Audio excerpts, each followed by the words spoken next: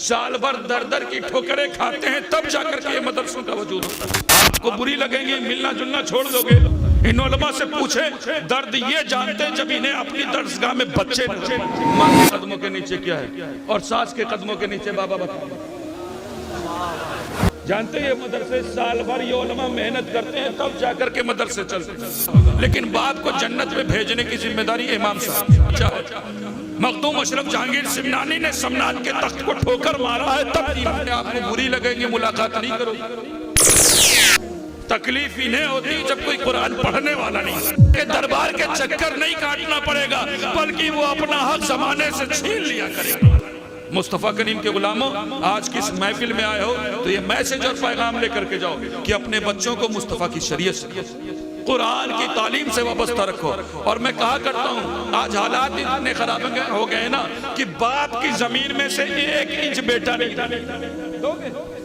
बाप की रुपया गाड़ी जायदाद पर सब बेटे का कब्जा होगा, लेकिन बाप को जन्नत में भेजने की जिम्मेदारी इमाम साहब, मौलवी साहब उसे जन्नत में भेजेंगे। मुस्तफ़ा करीम के गुलामों, कम से कम अपनी औलादों को इस लायक बनाओ कि जब तुम मर जाओ ना तो वो दुआए मग़फ़िरत तुम्हारे लिए कर सके। आज हालात इतने खराब होते हैं कि बाप की पूरी जायदाद हड़प जाएगा, लेकिन जब जनाजा के लिए सफ में खड़ा होता है ना औलाद, जब औलाद खड़ी होती है तो बगल वाले को झांक करके देखती कहीं रुकू में तो नहीं जाना। मुस्तफ़ा करीम के गुलामों, हमारी हालत ये कुछ, मेरी बातें हो सकता है आपको बुरी लगे, अरे आपको बुरी लगेंगे, मुलाकात नहीं करोगे। आपको बुरी लगेंगी, मिलना जुलना छोड़ दोगे। लेकिन मैं एक बात बता दूं, अगर सच्ची बातें में मरो मेहराब से नहीं होंगी तो कहां से? मैं कहना चाहता हूं, अपने बच्चों को उलमा की खिदमत में खाली हाथ भेजें, इंशाअल्लाह खाली हाथ नहीं लौटेंगे। आज हमें बहुत शिकत, पीर साहब मेरा बेटा नाफरमान हो गया, पीर साहब मेरा बेटा पियक्कड़ हो गया, कंजेड़ी हो गया।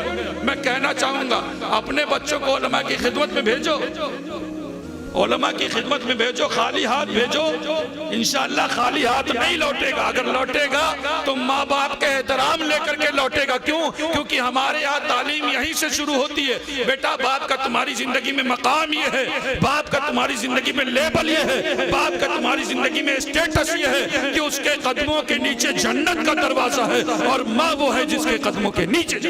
नारे तकबीर, नारे रिसालत, जिंदाबाद जिंदाबाद। समझ रहे हो? बाप माँ का मैंने बता दिया कि बाप के कदमों के नीचे क्या है, माँ के कदमों के नीचे क्या है, और सास के कदमों के नीचे बाबा बता। समझ रहे हो ना? हाँ, मुस्तफ़ा करीम के गुलामों, अपने बच्चों को मुस्तफ़ा की शरीयत सिखाओ, कुरान की तालीम से वाबस्ता रखो, बहू बेटियों का लिबास इस्लामी रखो, ताकि दीन हमारी नस्लों तक पहुँचे। बहुत कुर्बानियों के बाद दीन हम तक पहुँचा। आज अल्लाह का लाख लाख एहसान है कि जब हमारे घर में किसी बच्चे की विलादत होती है तो कोई एक कान में अजान पुकारता है तो कोई सलात पुकारता है। इतनी आसानी से दीन हम तक नहीं पहुँचा। नबी के नवासों ने अपनी गर्दनें कटाई है, तब दीन हम तक पहुँचा। गरीब गौसे पाक ने घास के पत्तों की बनी हुई रोटियां खाई है, तब दीन हम तक पहुँचा है।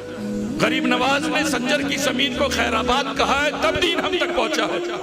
मखदूम अशरफ जहांगीर सिमनानी ने समनान के तख्त को ठोकर मारा है, तब दीन हम तक पहुंचा। लिहाजा ये दीन बहुत कुर्बानियों के बाद पहुंचा है। मैं कहना चाहूंगा, अपने बच्चों को मुस्तफ़ा की शरीयत सिखाओ, बहू बेटियों का लिबास इस्लामी रखो, ताकि दीन हमारी नस्लों तक पहुंचे। क्योंकि ऐ कौम वही फिर है तबाही का जमाना, ऐ कौम वही फिर है तबाही का जमाना। इस्लाम है फिर तीर हवादिस का निशाना, और मिटते हुए इस्लाम का फिर नाम जली हो।